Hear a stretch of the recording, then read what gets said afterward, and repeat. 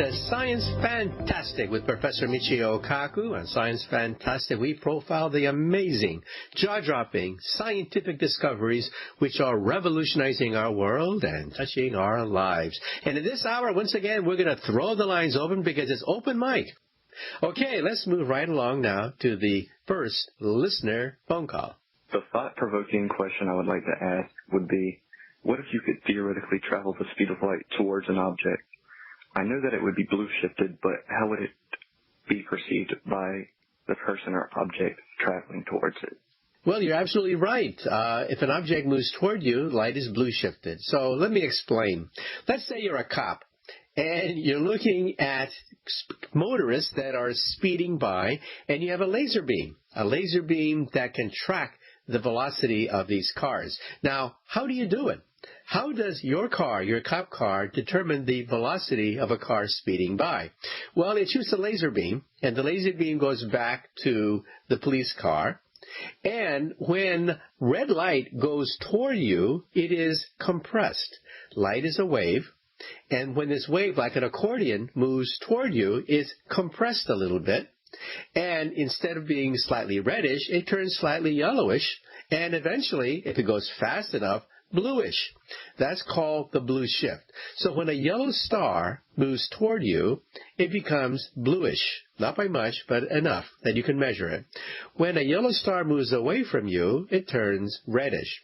Now, when we do this in outer space, we look at the Doppler shift, not of speeding cars by a cop car, but looking at galaxies and stars, where we find a red shift, meaning that the universe is expanding. Now, our questioner asks a different question. What happens if you are in the car being analyzed by the police? A laser beam shines onto your car and bounces back to the police car, calculating your velocity. The greater the blue shift, the faster you're moving until, bingo, you get a speeding ticket. So the question is, if you're now in the car, watching the laser beam hit your car, what do you see? Well, the laser beam also is blue shifted. So the laser beam coming at you is compressed, and therefore the laser beam is also blue shifted as it reaches your car. So you have two blue shifts. The cop car detects a blue shift and uses that to calculate your velocity and give you a speeding ticket. If you are in the car, you will also see a blue shift as the laser light hits your car. So, something as common as a Doppler shift is used in radar, where we calculate the velocity of rockets and airplanes, and also the velocity of the expanding universe. Okay, let's move right along now to the next listener phone call. Hi, Michio. This is RK. I had a question for you on an AMA Reddit you did a short time ago, and you skipped my question. The question is, how is it possible to conserve such extreme amounts and degrees of angular momentum in singularities that are in the amount of billions of solar masses only in the context of space-time? I just don't see how it's possible. Well, first of all, you're absolutely right. We see black holes that weigh millions, billions of times the mass of our sun, lurking at the center of galaxies. Now, if you want to see a gigantic supermassive black hole tonight, go outside, look in the direction of Sagittarius, and you can do that on your cell phone. Download an app on your cell phone that allows you to see the night sky with all the constellation laid out for you. You can do that. Think about it. A planetarium right in your cell phone as you go outside. Download the app, and you can see all the stars with all their names laid out for you as you gaze into the stars. Now, go in the direction of Sagittarius. In Sagittarius, an area called Sagittarius A, there is a raging black hole. It weighs roughly 2 million times the mass of our sun. Incredible. 2 million times the mass of our sun. Now, normally, Sagittarius should be lit up like a Christmas tree. It is the galactic center. We should see a fireball. That's right. Every night, by rights, you should see a fireball corresponding to the center of the Milky Way. But what do you see? Almost nothing, because of dust clouds. the Milky Way galaxy is dusty, and that's why, unfortunately, this gigantic flaming ball of fire looks black.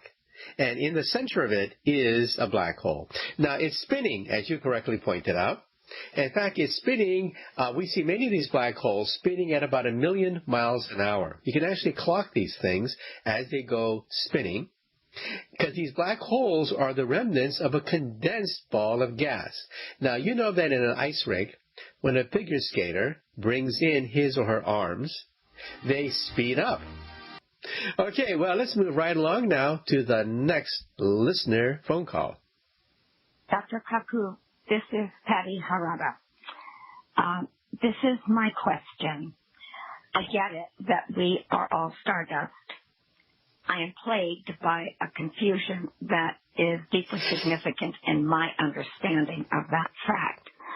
So let's take mammals as an example.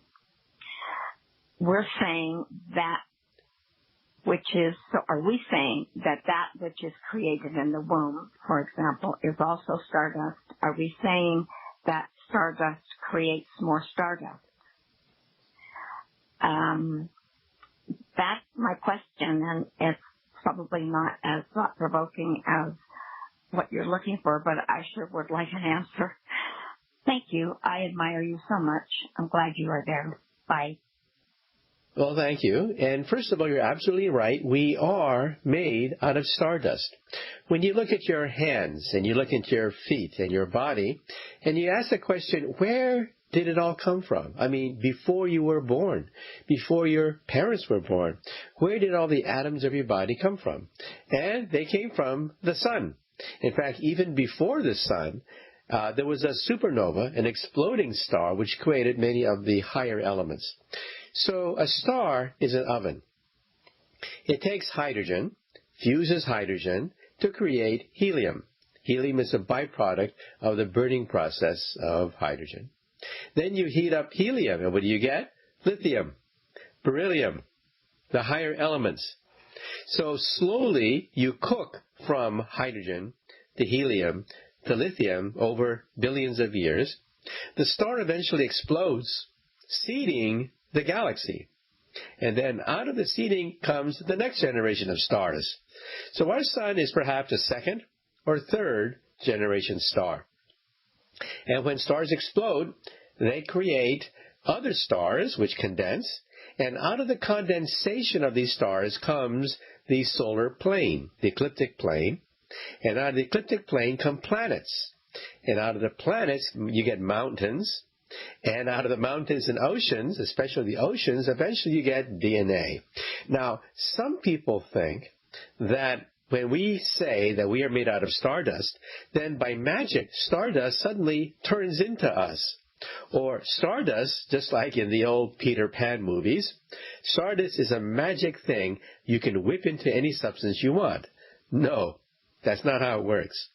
When we say that we're made out of stardust, all it means is that originally, where did the hydrogen come from? It came from the interior of stars, which burn the hydrogen to create helium. Helium burns to create lithium. It burns to create beryllium, and on the way up the periodic chart. So that kind of stardust, we're talking about gas. Gaseous material in the early solar system, out of which planets condensed. And when planets condensed, we got mountains and oceans. And in the oceans, DNA got off the ground. So it's not so simple as saying that, bingo, stardust turns into people. No. Stardust turns into planets. Planets have mountains and oceans, and we came out of the oceans roughly 3.5 billion years ago. Out of the oceans, the first DNA got formed, and the DNA could replicate, and that's why DNA eventually began to populate the oceans. Okay, well, let's move right on to the next listener phone call. Hello, Dr. Kaku. I'm a medical student at Frank H. Nutter School of Medicine in North Haven, Connecticut. And my question for you is related to evolution and how it relates to technology. Biological organisms depend on the genetic code of RNA and DNA, but they also depend on ribosomes, which use the information of RNA and physical processes to produce proteins essential for life. And at its core, it's essentially a process of converting recorded information into a physical object. Now, when you think about it, this isn't different from the development of a tool and the creation of modern technology. We're using pre-existing information and physical processes to make machines. So my question, Dr. Kaku, is this. Could we potentially become the equivalent of ribosomes for future intelligent artificial beings? So thank you very much for your time and your contributions to the scientific community. Have a great day. Well, that's quite a question. First of all, as you know, we are made out of cells. Inside the cell, there's a code that instructs molecules to create copies of themselves. So that's why DNA is so different. What's all the fuss? What's all the fuss about DNA? Well, first, it has a code. The code is a blueprint to create life. But second, and that's more important, second, it reproduces itself. It makes a carbon copy of itself. And that's how we reproduce, and that's why we have humans. And in each reproduction cycle, slight errors and changes are introduced, and that gives us evolution. Now, if DNA is a long strand of chemicals, you have to rearrange it and cut it. Cut it and splice it like you do with toys in order to create more complicated sequences of DNA. So you need a cutting tool by which you can snip DNA and then rearrange it, patch it together. So, for example, you have 50% of your DNA from your mother, 50% of your DNA from your father, and it's also spliced together by cutting tools, and these cutting tools are the ribosomes. So the ribosomes have within them the ability to cut DNA, splice them together to create more complicated sequences of DNA, and that allows DNA to reproduce. And that's why we can have children. That's why we have evolution, because there are mistakes introduced in every generation of replication. Now, you ask an even deeper question. What happens if we do this with robots? Can we have artificially intelligent robots? A key thing about DNA is that it reproduces itself. Now, then the question is, can robots reproduce themselves? Is that a possibility? Well, it turns out that mathematicians have actually asked this question. There was a famous mathematician, John von Neumann, one of the great mathematicians of the 20th century. He discovered game theory. He helped to build the hydrogen bomb. He explored many new branches of mathematics. And he asked himself the question, can you build a robot which, like DNA, will reproduce itself? In other words, does it have ribosomes by which you can splice together a code to create artificially intelligent robots that can reproduce themselves? Well, he started with a simple algorithm. Let's say I have a bunch of Tinker Toys that you buy in any shop or any kind of toys that you can splice together. So the splicing together is done by the ribosomes. And you have all these different kinds of Tinker Toys, let's say 4 or 5 different types, and then you try to write a mathematical rule. Let's splice 2 Tinker Toys together to get a third Tinker Toy. Well, this is a mathematics problem. How complicated can you get? Well, he found out that very rapidly you can create incredibly complicated objects, but the mathematics was so horrendous, he gave up. And so even today, people are still struggling with the question of writing down the mathematics of self-reproduction. Now, we know it's possible because, of course, ribosomes do it. Ribosomes cut DNA, splice them together to rearrange them to create you and me. But can robots do that? Well, that we're not sure. However, it is practical because NASA wants to put self-replicating robots on the moon. Now, think about it for a moment. It takes an enormous amount of money to put a pound of anything on the moon, about $100,000. $100,000 to put a pound of anything on the moon. But if that 1 pound of junk on the moon is self-replicating, a robot that can reproduce itself, you could save billions of dollars. Just think about that. One little piece of robot that can reproduce itself.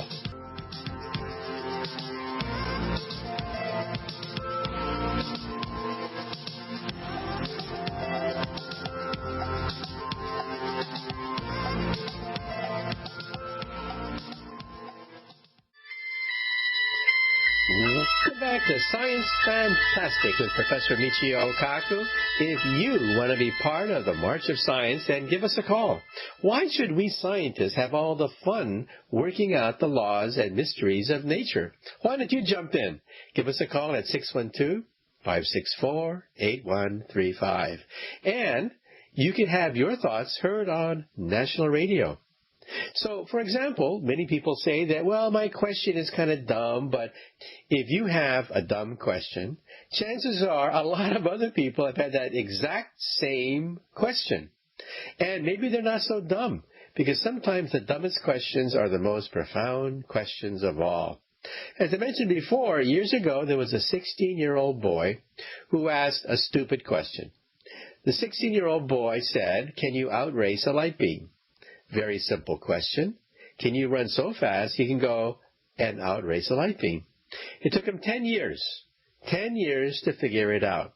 He finally learned the laws of light at the university, got his PhD, and when he was 26 years old, he found the answer.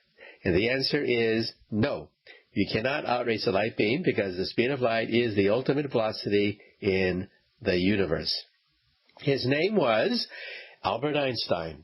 So from such a stupid question came relativity, which makes possible the energy of the stars, the energy of the sun, the energy of an atomic bomb, the wonders that you see in your living room with lasers and transistors and computers. A lot of it comes from the work of a man who asked himself a question when he was 16 years old. Can you outrace a light beam? Okay, so if you want to get on Science Fantastic, give us a call at 612-564-8135. Let's go on to the next listener phone call. Hi, my question is, who should be responsible for the course of society in the future? For instance, a human or an AI? Who can protect us best? Well, I didn't quite get your question, but I think what you're asking is the relationship between humans and AI in the future, and what will be the relationship far in the future. Well, we had this debate between two billionaires, Elon Musk and Mark Zuckerberg. Mark Zuckerberg of Facebook says that AI is going to be useful, helpful, job creating. We're talking about a new economy based on AI. And then we have Elon Musk of SpaceX and Tesla Motors who says, not so fast, not so fast.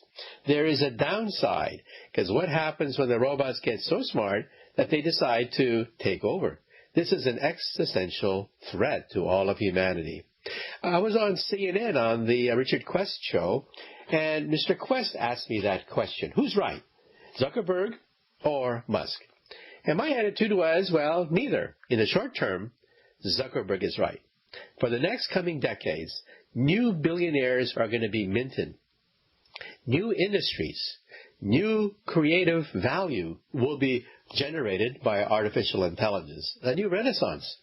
But in the long term, let's not be stupid. In the long term, let's not be naive about this. Yes, robots could become more intelligent to the point that they become a threat to us. However, right now, robots are as intelligent as a cockroach. They can barely walk across the room. They can barely recognize objects. But sooner or later, they'll be as smart as a mouse, then a rat, then a rabbit, then a dog and a cat and a monkey. At that point, yes, they could be a threat to us.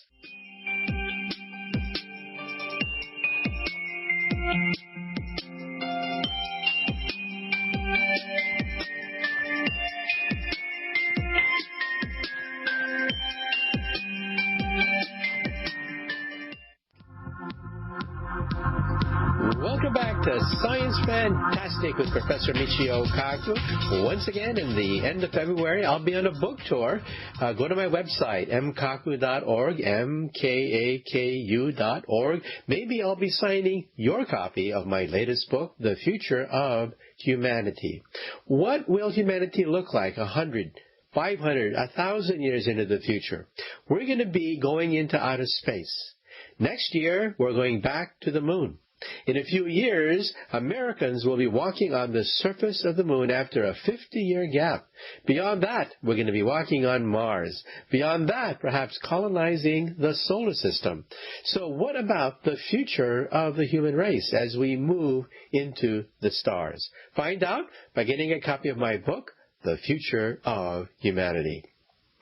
Go to my website, mkaku.org, for more information. mkaku.org. Okay, let's move right along to the next listener phone call. My question would be, do black holes play any effect on dark matter? Or does dark matter have any effect on black holes? Well, you ask a rather embarrassing question because the short answer is we don't know. However, let's define these terms first, and then you can make up your own mind how much we know or don't know about these things. First of all, a black hole is a dead star, a star that has imploded, giving you a mass that is extremely heavy, so heavy that light itself cannot escape. That's why it's a black hole and not a white hole. However, dark matter is a very recent discovery. It turns out that surrounding the galaxy, surrounding the Milky Way galaxy, there's a halo. A halo consists of a new form of matter which holds the galaxy together. I mean, think about that. Every time you see a gorgeous, gorgeous photograph of a galaxy spiraling away, realizing that surrounding it, there's a halo 10 times bigger than the galaxy itself, consisting of a new form of matter out of which we are clueless. We don't know what that matter is made of. In fact, if you ever figure out what dark matter is made of, tell me, and we can split the Nobel Prize. So then, what is the relationship between dark matter and black holes? We don't know. Our galaxy has a black hole at the very center, which weighs about 2 million times the mass of our sun. Surrounding the galaxy, 100,000 light years away, is this gigantic halo of dark matter. Now, will they interact with each other? In the main, no, because dark matter surrounds the galaxy, while the black hole is at the center of the spiral galaxy. But can dark matter fall into a black hole? And the answer is yes. Anything that has gravity can fall into a black hole. So you're asking a cutting-edge question, a question that at the present time we have no simple answer for. So most astronomers, I think, would say that dark matter surrounds the galaxy, which in turn surrounds the black hole, so they are disjoint. They are not connected to each other. But can dark matter fall into a black hole? And the answer is yes. Okay, let's move right along to the next listener phone call. Hello. I have a question. I'd like to know what are your thoughts on whether or not black holes could be generating new universes, and I'd like to know what effect do black holes have on the expanse of the universe. My name is Lorenzo Rodriguez. Thank you for your time. Well, you ask a very interesting question because, yes, there are some physicists who believe that galaxies give rise to baby universes, and that perhaps that's the reason why we live in the universe that we do, because there are a lot of baby universes out there. Now, you may say to yourself, well, that sounds like it's nuts, but it turns out that you can't rule it out. So let me begin. You see, a black hole is a region where space itself begins to rip. So if you fall into a black hole, what happens? Well, the short answer is we don't know. No one's ever done it. We have no measurements. However, the math, the pure mathematics of black holes says that you fall through it and you fall out of it on the other side of the universe, in a white hole. So black hole is on one side, matter falls in, matter falls out the other side in a white hole. So black holes are in some sense gateways to other universes. So if you fall into a black hole, you don't necessarily get crushed to death. You simply come out the other end in a white hole. So in other words, black holes could connect you to baby universes. There could be lots of baby universes connected to our universe. Now, there are some physicists who believe that you could have evolution, a la Darwin, on the scale of universes.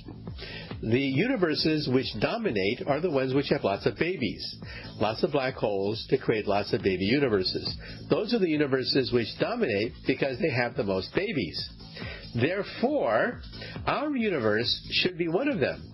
So perhaps the reason why our universe is the way it is because our universe won the cosmic jackpot. Welcome back to Science Fantastic with Professor Michio Kaku. Okay, well, let's move right along to the next listener phone call. Hello. I was just thinking that if it's possible that the Planck length is the smallest distance that we can theoretically measure, and the speed of light is the constant, the most swift-moving thing in the universe, then the amount of time that it takes light to travel the Planck distance, is that not the tiniest measurable amount of time that we could ever conceive of? Would that not be the basis of the shortest instance? If nothing can change over the distance of the Planck length in a specific amount of time, then, well, what could happen? The universe couldn't change in anything shorter than that. So what do you think about that? Well, you ask a question that is one of the deepest of all questions, and that is, what is the fundamental length, the fundamental particle, the fundamental object out of which the universe is created? Now, the Greeks were the first to ask this question. In fact, Zeno was a philosopher who made a paradox out of it. Zeno asked the question, if you walk across the river, you have to go through the midpoint of the river. But to reach the midpoint of the river, you have to also go through a point midway to the midway, that is 1/4 of the distance. In order to go 1/4 of the distance, you have to go 1/8 of the distance. ... Since there are an infinite number of points in a line, it takes an infinite amount of time to go through an infinite amount of points. Therefore, you cannot move. This was incredible. Here was a paradox that simply said motion is impossible, because motion means you have to go through an infinite number of points. Since it takes an infinite amount of time to go through an infinite number of points, motion is not possible. Well, obviously, there's something wrong with that paradox, because motion is possible.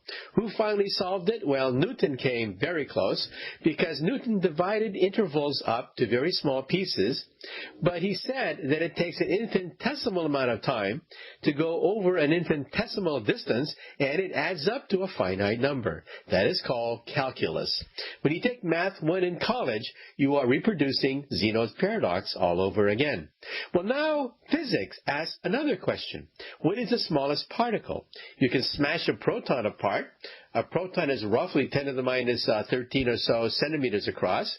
But what's inside a proton? Well, inside the proton there are quarks. But what's inside a quark? And so some people think in something called the onion theory. The onion theory says that there are infinite layers of onions. Every time you peel away one layer of an onion, you get another layer. One layer, you have galaxies. You peel them away, you get stars and solar systems. You peel them away, you get planets. Peel them away, you get mountains and oceans. Peel them away, and you start to get organisms like you and me. You peel that away, you start to get molecules. You peel that away, you get atoms. You peel that away, you get protons. You peel that away, you get quarks. And the next question is, what lies beyond the quarks? Does it stop? Well, we think it does stop at something called the Planck length, which you correctly pointed out. It was Max Planck himself, the creator of the quantum theory, who asked himself a simple question. What is the smallest distance? Using pure mathematics, he came out with the Planck length. Now, you ask a question. If a light beam were to go across the Planck length, how long would it take? And the answer to that is Planck time. We think that the smallest particle known is actually a string. And the string is the Planck length in terms of size. So we think it stops. We're not sure. But we think ultimately there is the smallest distance, and that distance is the Planck length. The Planck time is the amount of time it takes to go across that distance. How big is it? 10 to the minus 33 centimeters. An incredibly small distance, but it is the distance, we think, of the Big Bang. We think the Big Bang was created because of a singularity the size of 10 to the minus 33 centimeters. Can we prove it? No. At the present time, we physicists are still debating this question. What is the smallest length? The leading theory, the theory that I believe in, is string theory. String theory says the smallest distance is the size of a string, 10 to the minus 33 centimeters. Now, to prove that requires energy. How much energy does it take to probe the Planck length? 10 to the 19 billion electron volts. That is a number beyond human imagination. It is, in fact, the energy of the Big Bang. So if you understand Zeno's paradox, then you understand the smallest distance. And from the smallest distance, you can get the energy associated with that smallest distance. And what is that energy? The energy of creation, the energy of the Big Bang itself.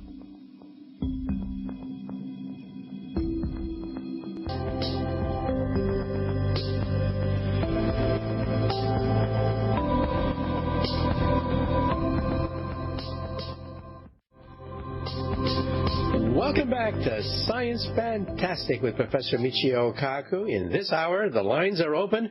That's right, open mic on Science Fantastic.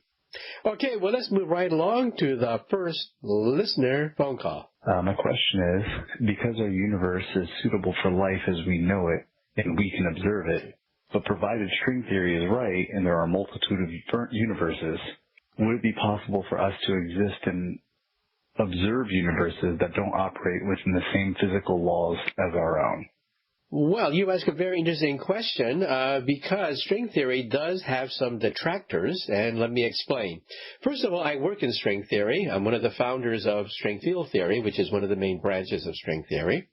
String theory makes the claim that it is the final theory, the ultimate theory that eluded Einstein for the last 30 years of his life. So what do the critics say? The critics say that, well, string theory is incredible. It unifies gravity with the standard model, that is, unifies relativity with the quantum theory.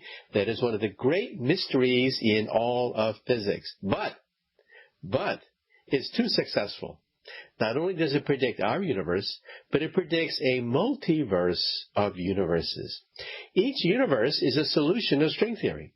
Now, if you think about it, that's not so unusual, because take any theory, Maxwell's theory of light, a theory of electricity. How many solutions are there of these equations? Well, obviously, an infinite number. You can have light bulbs, lightning bolts, you can have sparks. You can have all sorts of solutions of the electricity equations. Therefore, it's not surprising that a theory has an infinite number of solutions. But you see, string theory is different. String theory claims to be the theory of everything, the theory of the universe itself. Therefore, each solution of string theory is a universe. So any theory of everything, any theory of the universe also would have an infinite number of solutions, which means parallel universes. Now, the questioner asked the question, what about parallel universes which are quite different from ours? Like, for example, the proton is not stable. If the proton is not stable, then we all disintegrate into a bunch of electrons and neutrinos, so the whole universe collapses into a gas of free-floating electrons and neutrinos. Not very interesting. And then the questioner asks the final question, can we survive? Can we live in one of these alternate universes?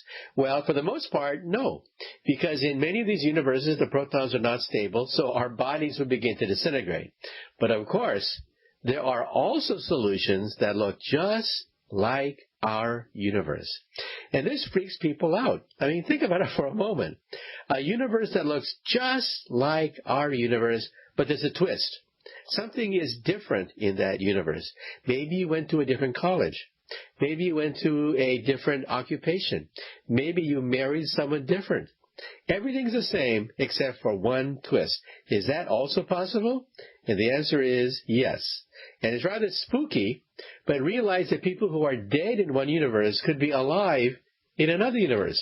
Now, of course, I'm not saying that ghosts exist. However, it is possible that you could have somebody who's alive in one universe and is dead in another universe. Now, what's the catch? The catch is you cannot move freely between these universes. String theory says that yes, there could be an infinite number of universes out there, but it is extremely difficult to move between these other universes. And if you want to know how to do that, get a copy of my earlier book, Parallel Worlds, where I discuss that very same question. Okay, well, let's move right along to the next listener phone call. Dr. Kaku, scientists now refer to our gut bacteria biome as a tropical rainforest of bacteria. Seeing as how they've evolved symbiotically along with primates, is it possible our gut flora is a driving force of human evolution? Thank you. Well, you ask a very interesting question because for many a decade, what happens in your gut was rather uninteresting for most scientists. We realized that it was very messy down there because, of course, food has to be digested. All sorts of bacteria live down there because when you poop, of course, it all comes out. And so scientists did not really spend that much time because it was very complicated, very messy, but now we are beginning to look at it, and we're beginning to realize that, like you said, it's like a rainforest, a jungle down there. It's survival of the fittest. So some people think that evolution does not take place on time scales that you can measure, therefore they doubt whether or not evolution is correct. But actually, evolution takes place in your gut. There is a jungle down there in your stomach and in your intestines. Evolution on a brutal scale takes place every single second. It's survival of the fittest. The law of the tooth and claw down there in your stomach. Now, the questioner then asks the next question. If it's a jungle down there, with all sorts of evolution take place, does that drive the evolution of humans? And the answer is, well, not really.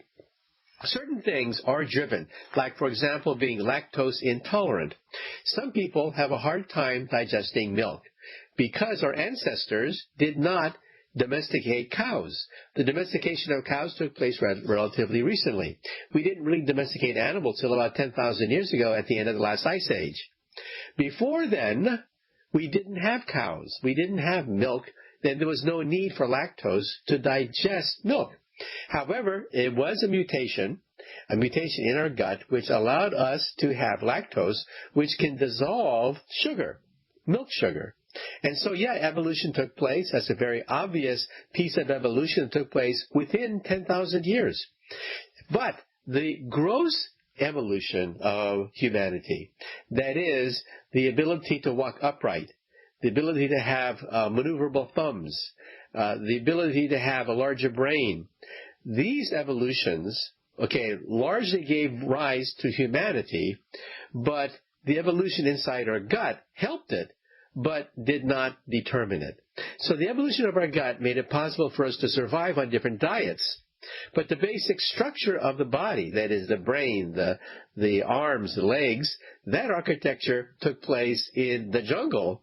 Evolution taking place in the jungle, not the rainforest of our gut. Okay, let's move right along to the next listener phone call. My question pertains to consciousness and string theory, and since we don't really have a total grasp on consciousness, it also ties in like DMT when you die. Our body releases a bunch of it. Is it just our consciousness leaving us at the time and going to a different parallel string theory universe, where in that universe everything was the same except we had survived from an accident? Thank you. Wow. Well, you ask a question that combines the most advanced physics with questions in theology. Well, let's take a short break, and after the break, we'll try to delve into the question of consciousness and the laws of physics.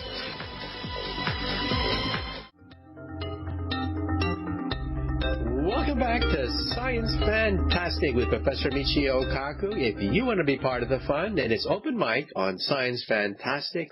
Well, before the break, we had a call that goes to the heart of theology, the heart of the most advanced physics, and that is the question of consciousness. What happens to our consciousness when we die? Well, the short answer is, I don't know. There are many religions, many philosophies that deal with this question, and some of these philosophies are not provable one way or the other. For example, take a look at reincarnation. Some people believe that when you die, perhaps you come back. Come back as a different kind of animal, different kind of organism. Who knows? But you see, how do you disprove that? how do you prove or disprove reincarnation? Well, you may say to yourself, well, if somebody claims to be reincarnation of Cleopatra, then why don't you simply ask your Cleopatra some simple historical questions? Well, I did that once. I was at a party once where somebody claimed to be the reincarnation of Cleopatra, and I asked her some simple historical questions. She got them all wrong, but then she said something which stumped me. She said, the history books are wrong. How do I know? Because I am the reincarnation of Cleopatra. At that point, I realized that nothing I could say could shake her belief. Nothing. Because this is outside of the boundaries of science. Science deals with things that are testable, reproducible, and falsifiable. Whether or not you're Cleopatra, that is, you have the consciousness of Cleopatra, is not testable.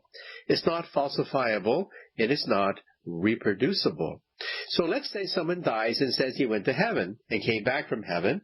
We have many best-selling authors claiming to have near-death experiences, and they talk about what the afterlife looks like if they had a glimpse of it. Well, maybe they did, and maybe they didn't. In other words, there's no definitive proof. And that's the difference between faith and science. Science demands reproducibility. It demands testability, and it demands falsifiability. Faith is faith. Now, the next aspect of your question, which is pretty deep if you think about it, is what is consciousness? Well, this is something that we physicists have grappled with. Einstein grappled with that question of what is consciousness? And there are two ways of looking at that question. In my book, The Future of the Mind, I try to give you a definition of what consciousness is, looking at the brain the same way that a mathematician would. A mathematician trying to build a robot would also ask the same question. What is consciousness in a robot? Well, first of all, it's trying to create a model. All the information coming through your senses, you try to create a model of yourself in space, in time, and also in society. So, for example, an alligator, I think, has some consciousness. Even a plant has some consciousness. I would say that a thermostat has one unit of consciousness. That is, it has one feedback loop. So I give a definition. A definition of consciousness being the sum total of all feedback loops that give you a model of yourself in space, in society, and in time. So a plant would have one unit of consciousness, or actually maybe five, because it can measure humidity, the direction of gravity, the presence of nutrients, but that's about it. A thermostat would have one unit of consciousness. An alligator, I think, would have level 1 consciousness, spatial consciousness. It understands where it's located with respect to food. Then you have mice and wolves that are socially conscious. They have to have manners, social hierarchies. They know their place in the larger scheme of a society of like-minded mice and wolves. But then what about humans? What separates human consciousness from animal consciousness? Well, I say, and this is my own theory, I say what separates us from the animals is time. Animals do not understand time very well. Let's do an experiment. Go home tonight and teach your dog or cat the meaning of tomorrow. Such a simple thing. Teach your pet the meaning of tomorrow. And you'll find out very quickly that they don't understand tomorrow because they don't have memories to speak of. Memories are something that we humans have because we constantly daydream. We constantly run the videotape forwards and backwards and say, what if? What if we only did this? Animals don't do that. Animals live in a world of instinct. So that's one way of looking at consciousness. But then there's another way of looking at consciousness. Because you see, at the very heart of the quantum theory, the theory of atoms, we have a paradox. And that is, quantum theory says, you don't really know where something is until you look at it. The looking at something process determines its existence. Now, Einstein didn't like that. Einstein hated that idea because Einstein thought that objects existed independently of who's looking at it. What should it matter who's looking at a rock? A rock is a rock. independent of who's looking at it. But you see, in quantum mechanics, you have to make a measurement. The rock exists in all possible states. Now, Einstein thought, this is stupid. I mean, all possible states? So you're telling me that a cat, before you look at it, could be dead and alive simultaneously? Well, yeah, that's right. Einstein was wrong in this question. So where does consciousness come in? Well, it turns out that to make a measurement, you have to be conscious. Conscious beings make measurements. Unconscious beings do not make measurements. So all of a sudden, consciousness came in the back door. And quantum mechanics, the theory of atoms, depends on you having consciousness. But then the question is, who determines whether you exist or not? You're the measurer. Who determines whether you exist or not? Well, someone has to look at you. Well, who determines if he exists? Someone has to look at him. And there's an infinite chain, an infinite sequence of consciousness, each conscious being looking at the previous conscious being, leading up to God. Now, you may say to yourself, at this point, this is nuts. This is crazy. You're telling me that quantum mechanics, the ultimate theory of the atom, inevitably yields God? And the answer is, well, yeah, that's one version of quantum mechanics. This is the Eugene Wigner interpretation of quantum mechanics. Eugene Wigner believed in this. He was no fool. He helped to create the atomic bomb. He's one of the founders of the quantum theory, in fact, and he believed that ultimately cosmic consciousness is required to make a measurement. Now, you may say to yourself, well, what do other physicists today believe in? Well, I'll tell you what. My theory, in fact, the theory of most friends that I know, many of them Nobel Prize winners, in fact, believe in the multiverse. That is, in one universe, cats can be dead. In another universe, cats can be alive. And the universe splits in half. So we have a multiverse of universe with universes constantly splitting apart. You don't need consciousness in this formulation. You need a multiverse. Now, to get more information about this, because this is pretty sticky, go to my book, Parallel Worlds. And if you ever figured out the question of consciousness in quantum mechanics, you will win the Nobel Prize in Physics. You will have a branch of physics named after you. That's how deep this problem is. It is one of the deepest paradoxes in all of science, and it's open-ended as to the resolution of this question. Einstein hated all of this, but hey, what can I say? Einstein was wrong. Okay, let's move right along to the next listener phone call. Yes, I had a scientific question regarding quantum entanglement. The forces behind quantum entanglement, could this actually mean that it's faster than light itself, based on the mysterious properties? That's my question. Thank you. Well, the answer is yes. Einstein said nothing can go faster than the speed of light, and actually that's not quite correct. There are some things which can go faster than the speed of light. If I have two electrons, and they're vibrating in unison, and then I separate them, according to the quantum theory, an umbilical cord. An umbilical cord emerges that connects the two, like a telegraph wire. And if you jiggle one, then the other one senses the fact that its partner has been jiggled. Well, so far so good. But then the question is, how fast? How fast did that knowledge go between point A to point B? And the answer is, it went infinitely fast. At this point, Einstein said, aha, gotcha. You just said that quantum mechanics, the theory of the atom, predicts that messages can be sent faster than the speed of light. That violates relativity. So who's right? I'll give you a hint. Einstein was wrong.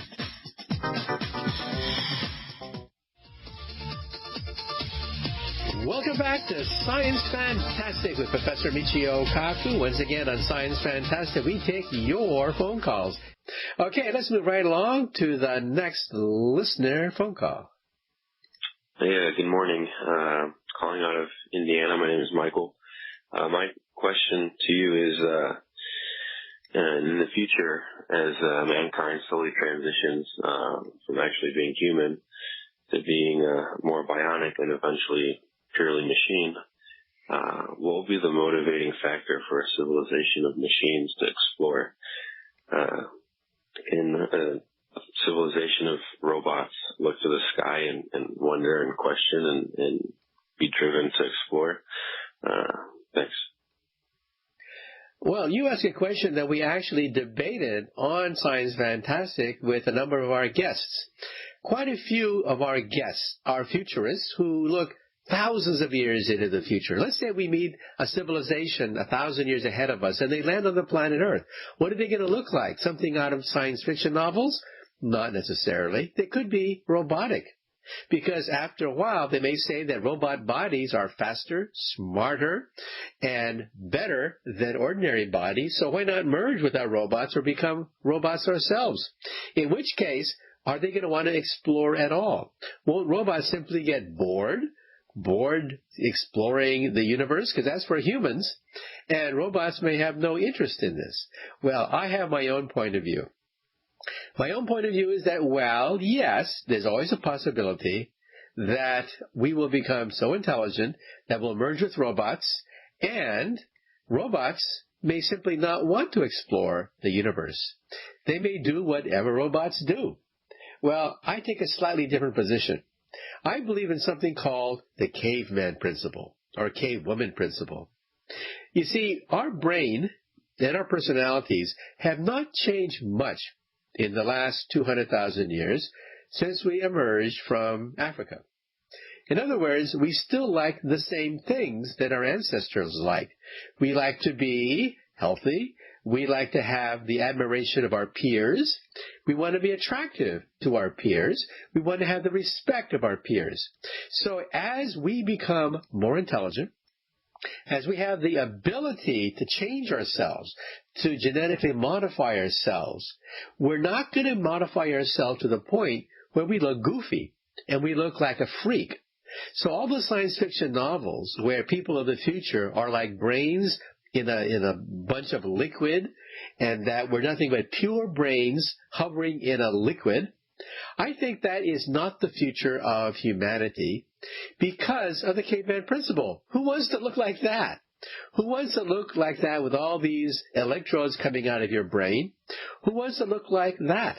So I think as time goes by in the future, as we have the ability to genetically and mechanically alter ourselves, we're still not going to change much. We'll have the ability to put implants to make ourselves stronger, more intelligent, blah, blah, blah, to become supermen. But then we'll take them off and act normal again because we don't want to look like a bunch of idiots.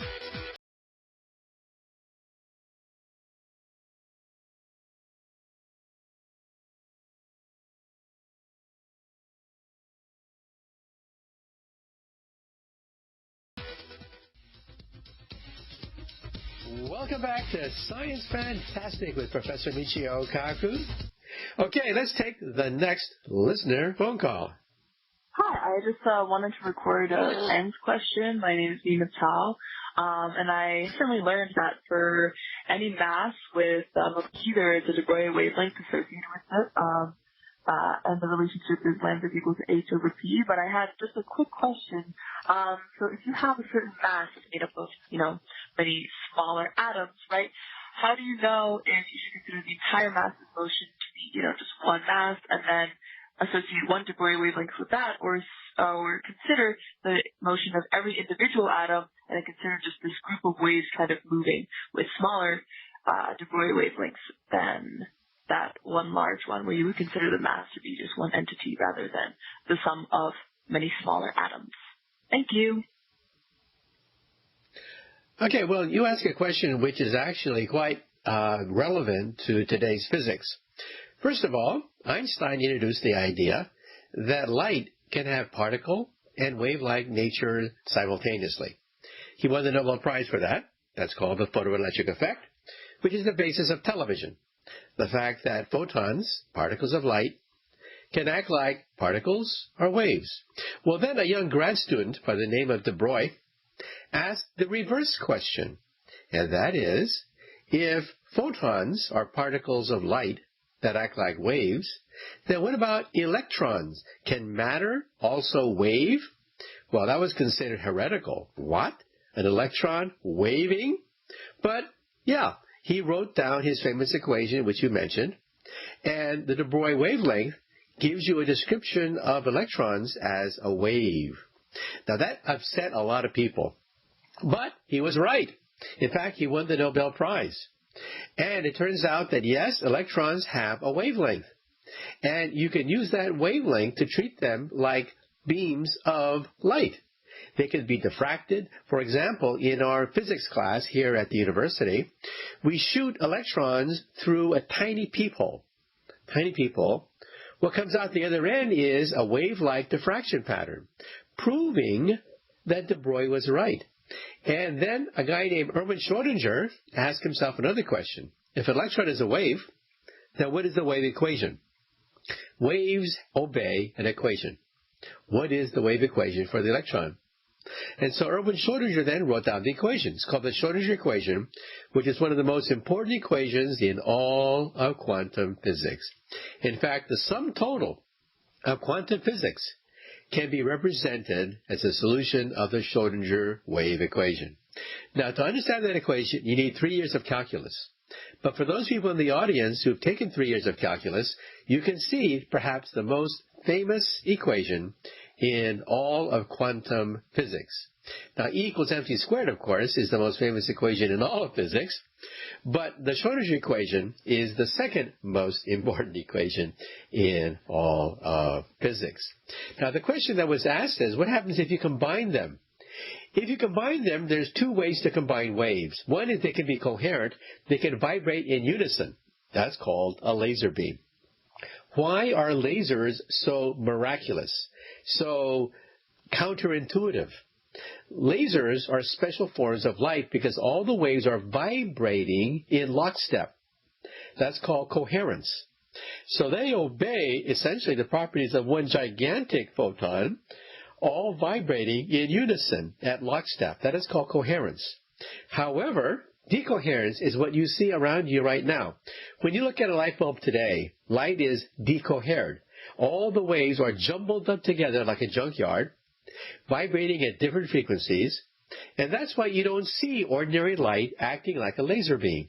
Now, the same thing can apply to matter, and that's the question that was asked. Can matter also have this same property? And the answer is yes.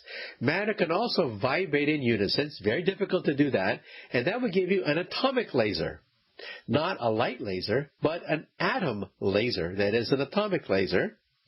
And so it is possible that you can have waves of light vibrating in unison. Now, why should we care? One day, computers of the future will use this effect. Quantum computers rely on this effect.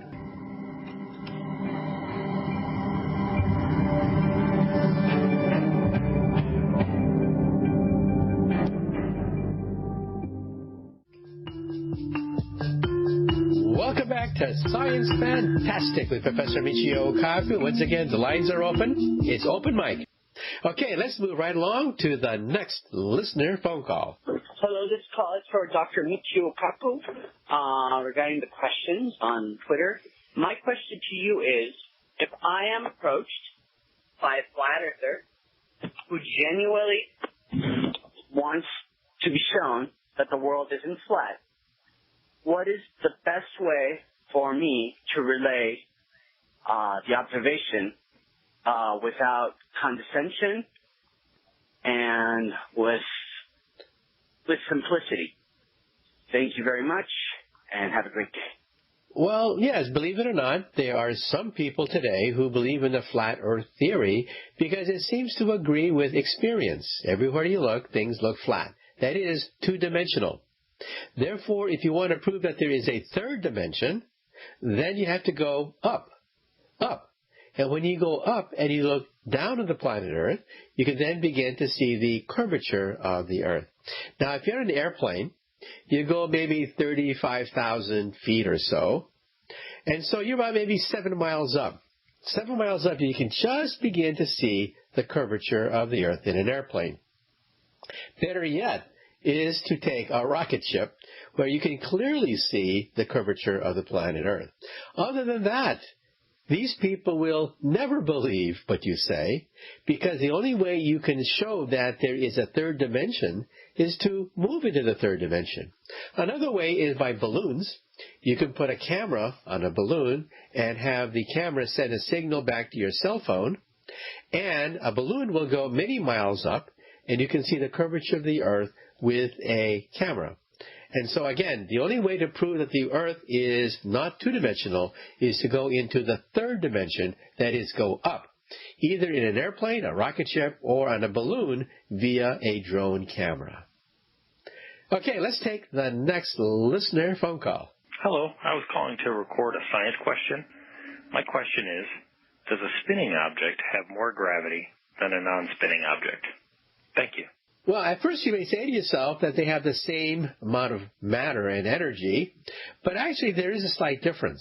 You see, spinning motion is a form of energy, and Einstein says that energy and matter can go back and forth.